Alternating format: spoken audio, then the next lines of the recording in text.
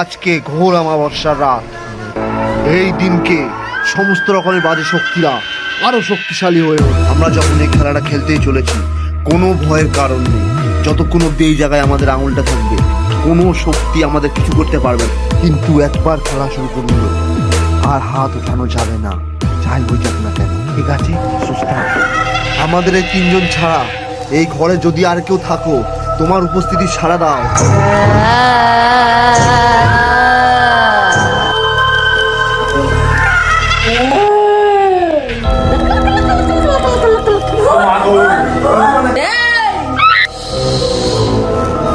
বাথরুমটা কোন দিকে বল?